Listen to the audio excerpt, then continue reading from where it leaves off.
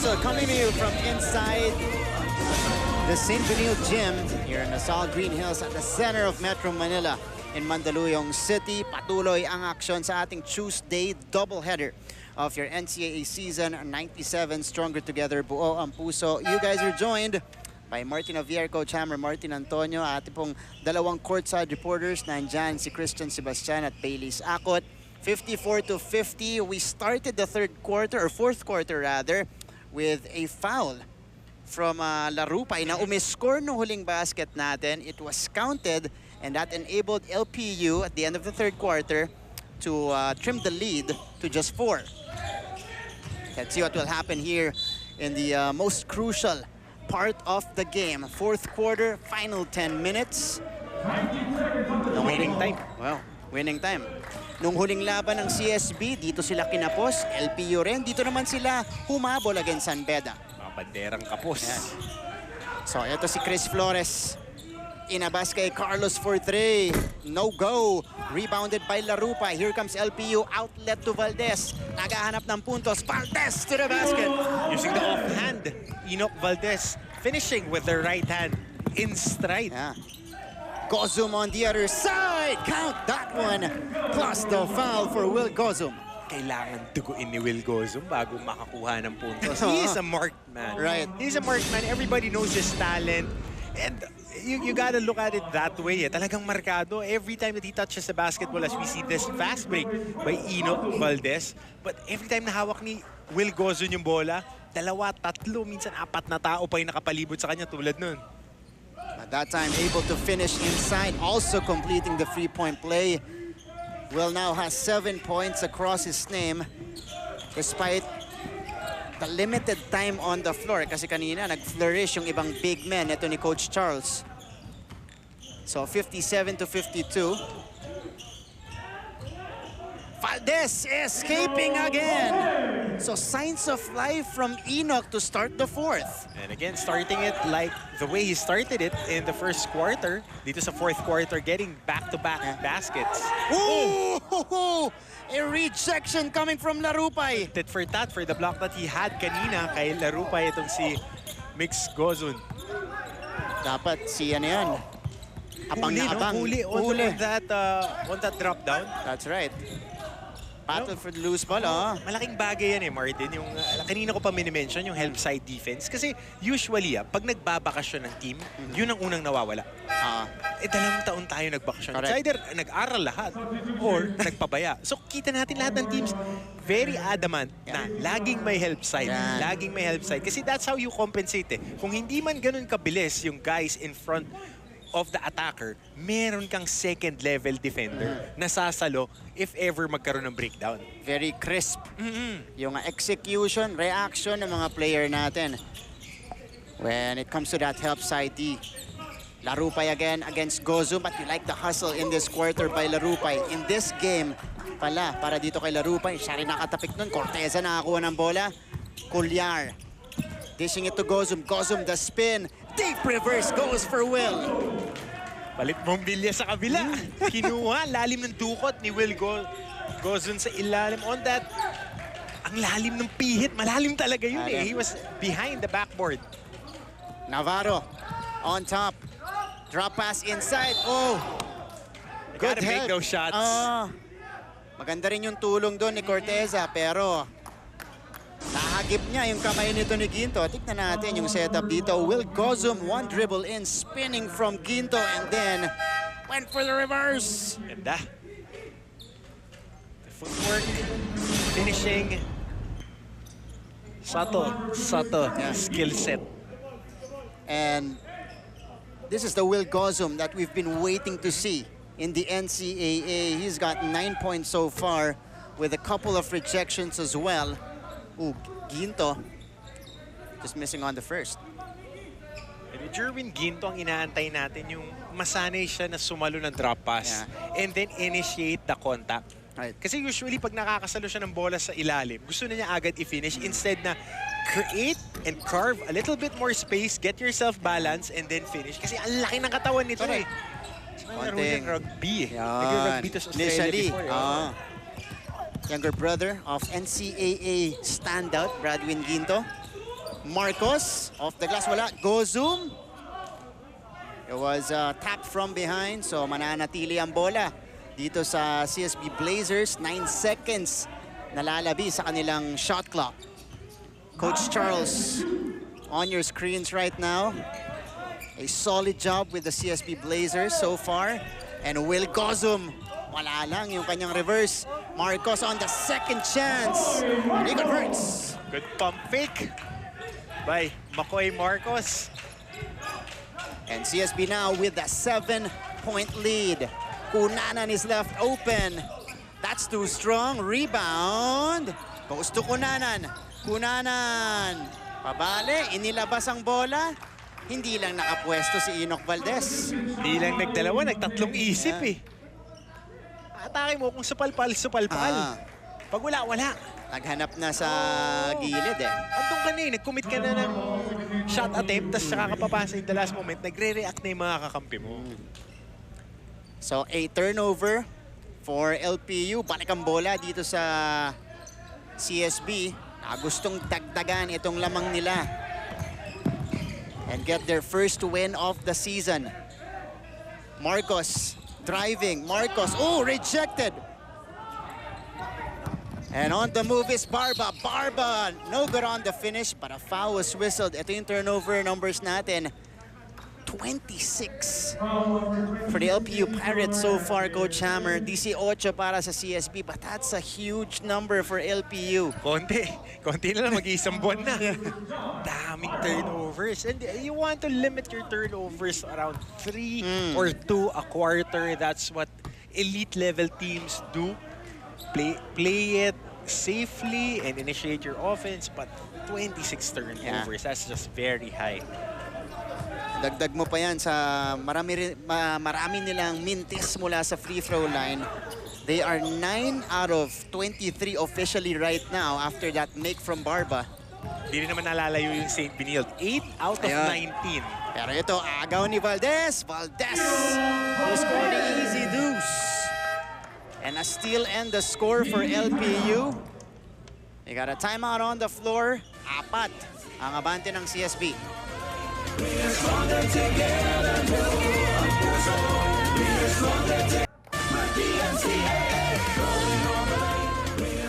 Back to the action here in the NCAA Season 97. Ngayon, kasalukuyang sinusubukang habulin ng LPU yung lamang nitong CSB.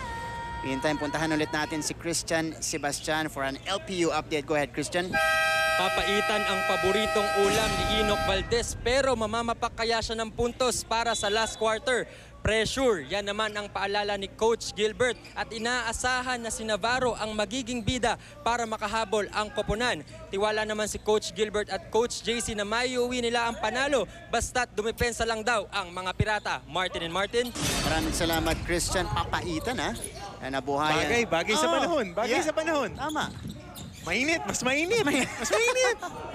Pero Enoch Valdez quietly has reached double figures in this game. Meron na siyang 10 puntos. Getting 6 in the second half. In the second half, that's right. Latter part of the third quarter. And again, it starts from his aggressiveness. At lalong-lalo na yung mga play niya on the fast break opportunities. Ito, siya yung nakakuha ng bola. Agaw mula sa LPU.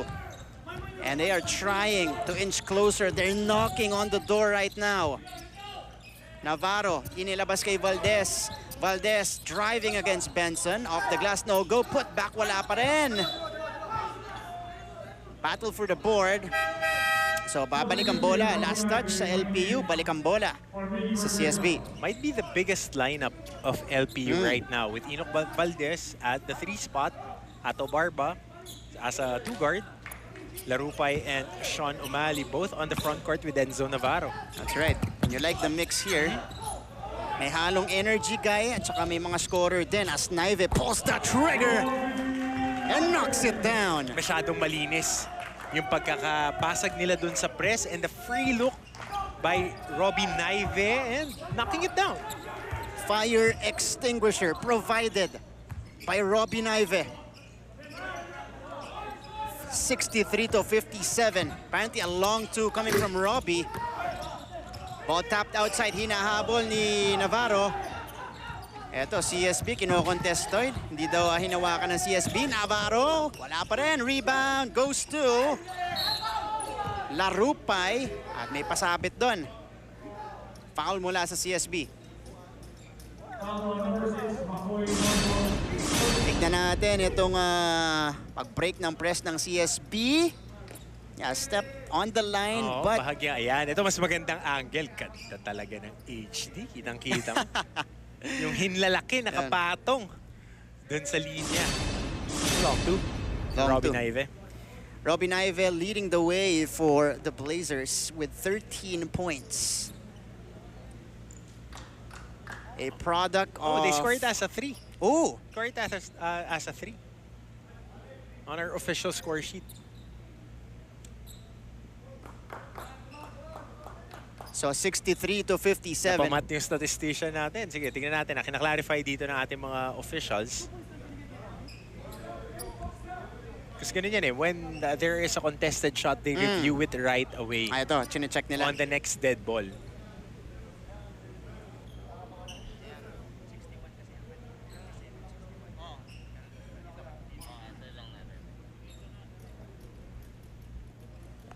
Okay naman, while we are waiting for the clarification, puntahan natin si Bailey sa akot.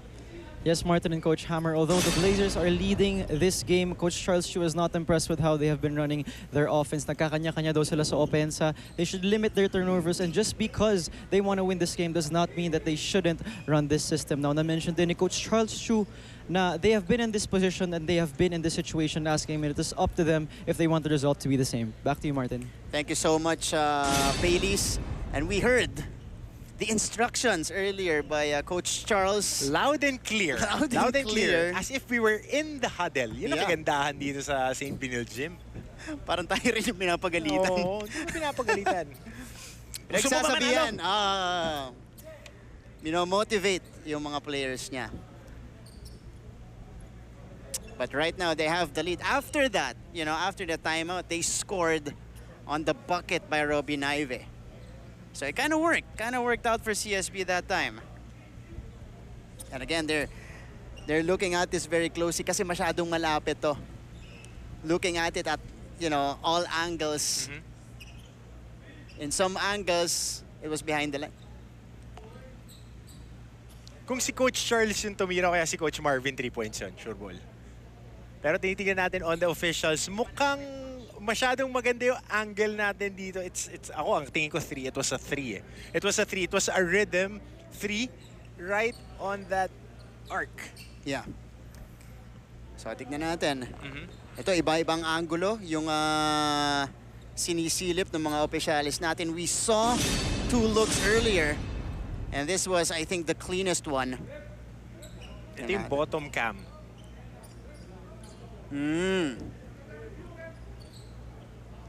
But if you look at it from this angle, may isa pang angle eh, yung press box. Yung sa likod ni Robbie. After the review, is a 3-point shot. So they're counting it as a 3-pointer officially for Robbie Naive. Official score is Pero kung si Coach Charles yan sa mga pick-up games natin, wala. Sigurado Clean. tres. Malayo-layo sa linya. Our official count tally right now is 64 to 57, and that brings Robbie Naive to 14 points in our ball game. Good numbers off the bench. Kay Omar Larupay, 6.7 rebounds, 7 boards. He's That's been big. the energy hustle guy for Coach Gilbert today. And CSB will try to compound on this lead. It is Colliar with a drive, sending it to the corner. Robbie, papunta kay Marcos, pinali kay Naive. Good reset. Naiksi lang interest. Valdez on the touchdown. That was a fast play on the move for LPU. 2 passes, layup, basic na basic. Oh, but the execution here and the connection between Colliar and Gozum. And Will Gozum upstairs. Ginamit pa yung board on that finger roll. Jelly na pala ngayon, hindi na finger roll. Jelly! Will Gozum will enter double figures for the first time this season. 11 points for him alongside 7 boards. That was a great play coming from CSB to counter the fast break of LPU. Eto muna yung nagsimula nun. Enoch Valdez. 2 passes, layup sa kabila. Ooh, look at 2 that. passes, lob pass. Saucy. Gozum with a conversion. Barba with a power move underneath. Yung Barba, last time na nakita natin ito ng high school, payat pa eh. Maman eh. Eh, ano na? May laman na. Oo. Culyar. Naive, thinking about it. Pero na-check na siya dito. Robbie on the floater, no go. Rebound goes to Marcos. Marcos sumalubong ng defenders. Marcos though, doesn't matter, he converts. And deceptive quickness and bounce si Mokoy Marcos eh. Yung athleticism niya na umangat, ibaba pa ng bahagya yung bola, then finish it off the glass. Showing us the familiarity in this court. Umali with the offensive rebound. Umali flips it up. Could not convert. Sikip, 4 yung tao na nandoon. 3-on-1 break. Culyar finishing with the offhand. Using the rim to protect that layup. And don't look now. The Blazers have built a 9-point lead, 70-61. We got a timeout on the floor.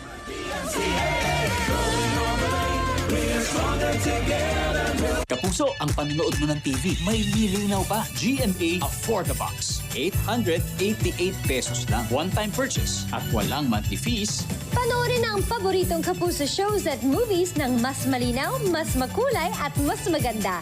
May free additional features pa, kaya sulit na sulit talaga.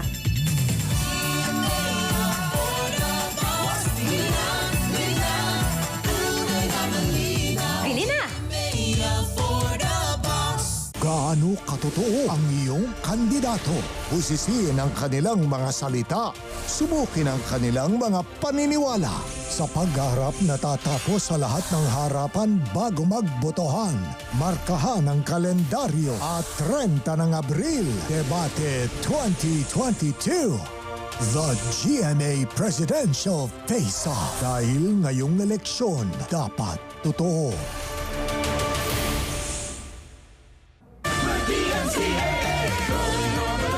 We are back to the ball game. NCAA Season 97. Live na live po ngayon sa GTV, GMAnetwork.com. Nandiyan din tayo sa Facebook and YouTube. Hello sa lahat ng nanonood sa atin online and on free TV as well. Ito yung galaw kanina ni Mokoy Marcos showing us a familiarity on this floor. Here's the outlet from Benson and then the converting JC Culyar. Plus 14 when he is on the floor. AJ Benson. Kitang-kita naman eh. Whenever he is inserted, the team is running as well as Robbie Naive, plus 16. They're getting that extra boost of confidence mula dito kay Benson. Navarro, stolen away by Naive. Playing like a cornerback dun si Robbie Naive, recovering to the corner and stealing that basketball. Former Red Cup really impressing us today. Agaw naman ni Vincent Cunanan, a counter steal for LPU rather. And Cunanan is able to score. Great footwork by Cunanan. Planting, slowing down, balancing himself mid-air and making a shot. And Cunanan falls down. Benson from the corner. Short. Tumatakbo ulit ang LPU. Natapik ni Benson. Good anticipation. And this is a foul on Valdez. Pang-apat. That was a great read coming from Benson. Trying to contain Valdez. Let's take a look at it. Ito muna, mas magandang anticipation mula kay Cunanan. And then you mentioned slowing it down on the break. Ang hirap nun, Martin, running full speed and then getting one bounce, picking it up, and then getting that one gather step. Go to your right, off foot, pilipit. Finish. Off the glass pa. 3 minutes remaining. That's 3 minutes exactly, folks. 70-63 is our tally. And right now, Usually, sa fourth quarter, bumabagal ang laro natin, Coach Hammer. Pero itong fourth quarter natin mula sa CSB and LPU, it's been very fast. Pace is up. Robbie. Benson, thinking about it. Driving baseline, going to Will Gozum down the middle. Great recognition on that dive. AJ Benson to Will Gozum. Sakto-sakto eh. Instinctive na lang yun eh, yung mga ganong dive. Kasi libre na si Benson eh. On the penetration, walang tumulong. But on the dive, ito, simpleng-simple, one-on-one on the attack, pulling the defender right there. Very basic basketball. Yeah. Instinct eh. Step into the shaded area. Big man instinct. Get into that dunker spot or get to the middle of that defense for an offensive rebound or a drop pass. Great action there from CSB. And Benson really doing it on both ends for the Blazers. Remulla, this will be big, no go. And Valdez just couldn't handle that rebound. Losing it out of bounds. 3 players in double figures so far for CSB. 14 for Naive, Gozum with 13, and Benson with 11. 72-63. 2-27. Nalalabi sa ating laban. Can CSB hold on and get their first win of the season? Naive, hounded. Gets it to Cuellar.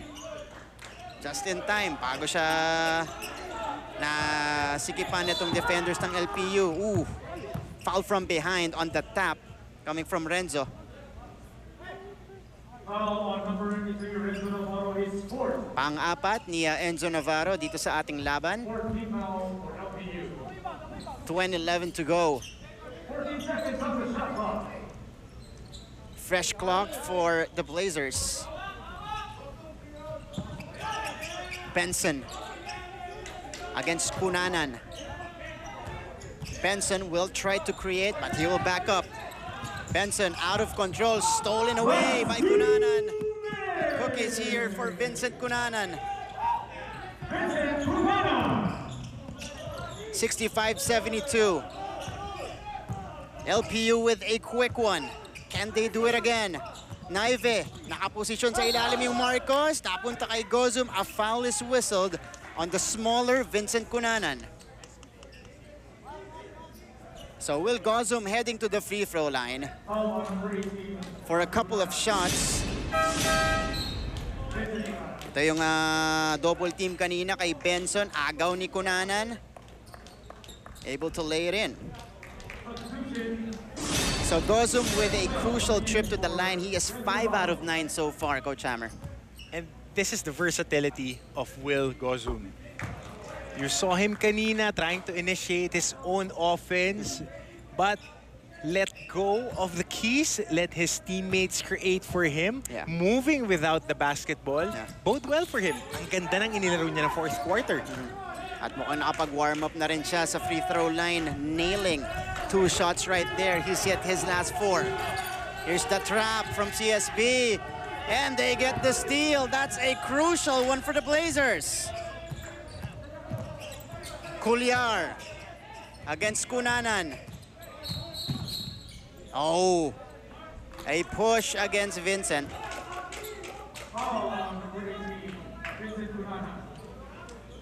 Penalty situation for LPU. And Cuellar now heading to the line, also trying to enter double figures. He does. He now has 10 points in the game. 4 guys in double figures para dito sa CSB, and Makoy Marcos warning na rin to get into double figures with 9 points. 1 basket away.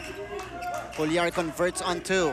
11 now for JC Cuellar, and lead is at its biggest, 11, and CSB clicking on defense as well. And it's not their offense that made them have this big lead. It was their defense fueling their execution. So unlike their previous contest against Letran, CSB had enough firepower, rather, Coach Hammer, in this one And now they are poised to win their first game of the season. Mahirap talaga. Mahirap sabayan yung letran. Yeah. Kung firepower. Depensa pa. Oo. Oh, Robbie Naive with a cold-blooded triple. 17 for Robbie. 79-65. The biggest lead for CSB. Drop pass and Yancy converts. Might be a little too late for LPU though, as CSB was able to build this humongous lead.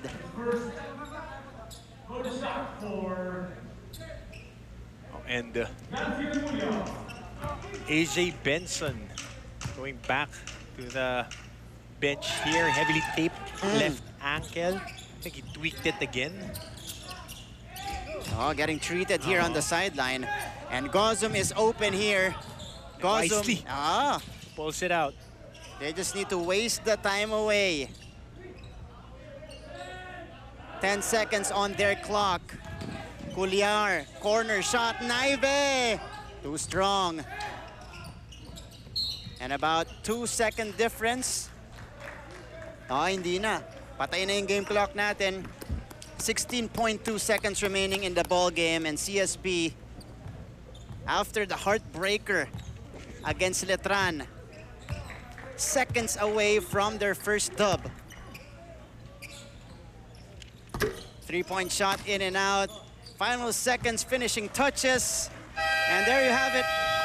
The host school of NCAA season 97, the College of St. Benilde Blazers, securing their first victory, 79-68 over the Lyceum of the Philippines, University Pirates. Great defense, fueling their offense, collecting their first W, and the intensity was up from start to finish.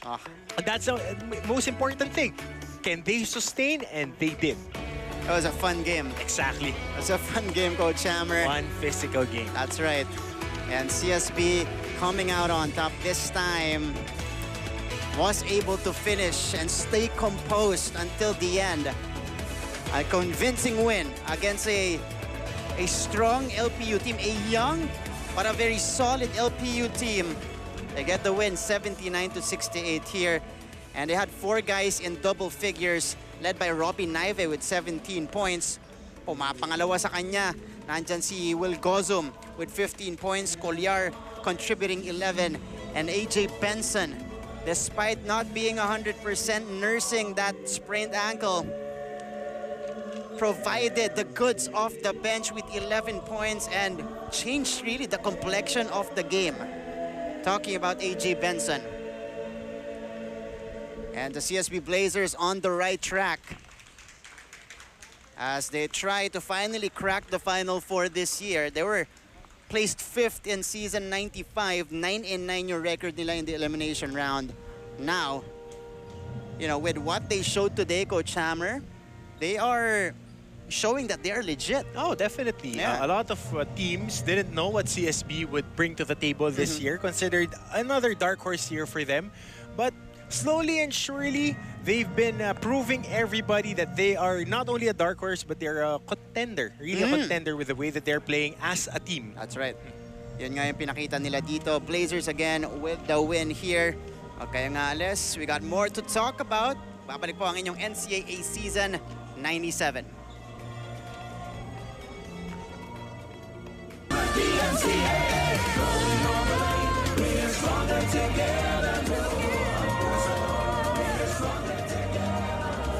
We are at the conclusion of our second game today, Tuesday doubleheader para po sa lahat ng mga Kapuso fans natin dyan at mga fans ng NCAA, more specifically our CSB community, the Blazers.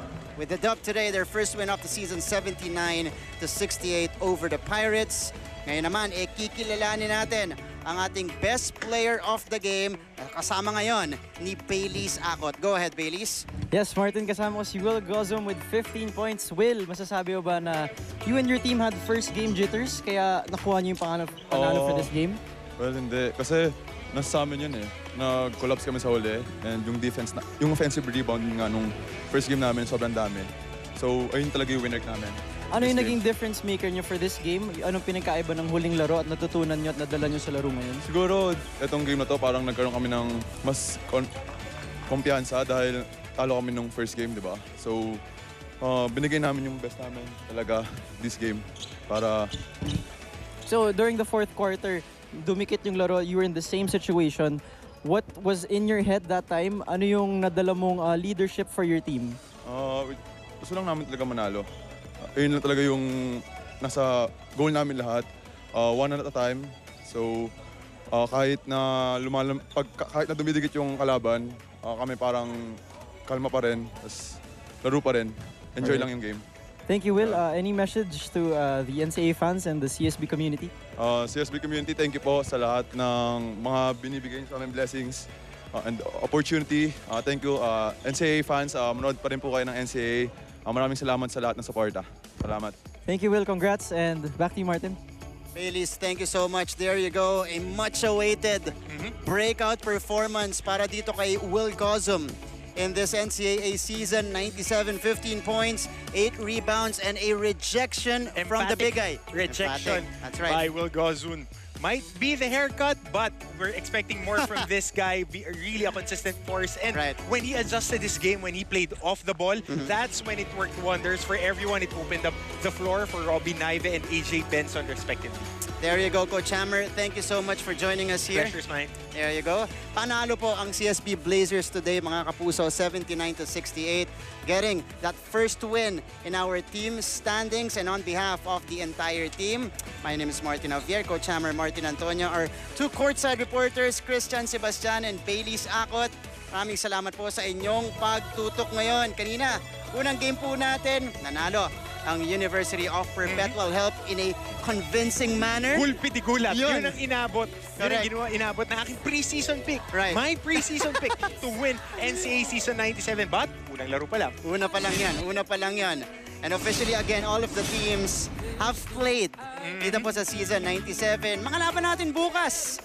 The Arellano Chiefs facing the defending champions, the Letran Knights. Arellano will have to move on with life without their star center in Justin Arana. Kalaban po nila ang Letran in our first game. And in the second one, it is going to be the EAC Generals against the San Pedro Red Lions. Coach Hammer, EAC, nakita ko dito, may mga piyesa sila. Meron. Meron. Pwede, pero depende. Again, JP Moguliano is injured, sprained his ankle during their first game. CJ Cadwa still nursing that hamstring. I think it would be wise to rest it up a bit because, you know, with soft tissue injuries, it's tricky and icky. You don't want to mess with those. But Arellano, they have the pieces, they have people. Next in line, ganoon naman yan eh. Availability is Next your man up. best ability. Next man up, perform against the defending champs. That's a great set of games again slated tomorrow po. Day 4 ng ating competition and our first Wednesday coverage dito sa NCAA season 97. In a long First time. Correct. At hindi tayo napapagod. Yung mga player, hindi nga napapagod. Wala Hindi. excuse. Kahit everyday, Exactly. may NCAA kung gugustuhin natin. Dito pa rin po yan sa St. Benilde Gym in Salle Green Hills in Mandaluyong City. You got a good matchup here. PEDA coming off a convincing win against LPU as well. EAC, I would like to emphasize on the two surprise players sila, Gortiza and Allen Liwag. LU represent Chris Gortiza. Ang balita sa akin kay Allen Liwag, he was 6'3" when he was recruited in 2019. 6'6" na ngayon. Na wing eh. Wing, legit na wing. yun. Pero naglalaro ng front court. So antabayan na natin paano siya i-maximize si Coach Oliver Boyd. But a great first game for him as well in their previous one with 16 points. And the Letran Knights, kaabang-abang yung follow-up nung mamang yan. On your screens right now, Renzo Bando. Tandaan mo, kanino nang galing na coach yan bago pumunta sa Manila. Galing kay Coach Chris Calagio yan. Kaya dugong letranista na yan bago pa dumating dyan. Letran connection nga ang naghatid sa kanya dito sa Letran. It was Coach Chris, Coach Aldin, and now with Coach Bonnie here at the helm. Tignan natin kung paano yung magiging follow-up performance niya alongside the other players. Franyu, medyo nag-struggle pa nung larong yon. Only had 12 points, had a number of turnovers, but you know, for sure knowing Fran, he is going to bounce back. Next game, short-term memory, you get your W, and then you look forward on how you adjust your game to cater to the next opponent. Coach Hammer, outlook on the win. That's the season pala nitong CSB Blazers. You saw what they can do. They were very solid in their first game against Letran, and now they are able to finally secure it against a tough LPU team. Alam mo, Martin, nakikita na natin kung how the pieces will fit. Okay. Una kapaan yan eh. But on a short season, you need to fast-track that. Nakita natin that Will Gozun moves well without the basketball. That's also one of his skill sets. Yeah. Pwedeng magamit yan. Nakita natin, kaya siya nag-best player of the game. They have a shooter and attacker in Robin Naive. And Kular has been splendid handling that basketball. But the X-factor, AJ Benson. Woo! If he gets healthy, mataas ang ceiling nito team na to. What was it? Plus 14. Plus 14 for some time. And he's still nursing that injury. Nakikita natin dito, walking gingerly. Tinanggal na nga niya kanina yung ankle brace niya before the game ended. And iced it early. Yeah. Kasi syempre, prevention yan for the next game. Ano na nga siya, lumabas na ng maaga, got it treated already. But AJ Benson, again, Pagpag lang. Pagpag lang talaga. Yan. A warrior. Oo. Talagang nilaban. Ngayong araw na to had 11 points. But again, he was the difference maker for the CSB Blazers because every time he would get in, doon talaga sila umaarangkada. Talaga. And there you have it. Coach Hammer, thank you so much for joining us here today.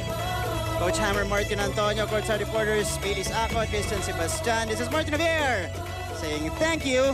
Good afternoon or good night po sa inyong lahat mga kapuso. Kayo pa rin ay nanonood ng NCAA Season 97 Stronger Together. Buo ang puso. See you guys tomorrow. There's no I in D.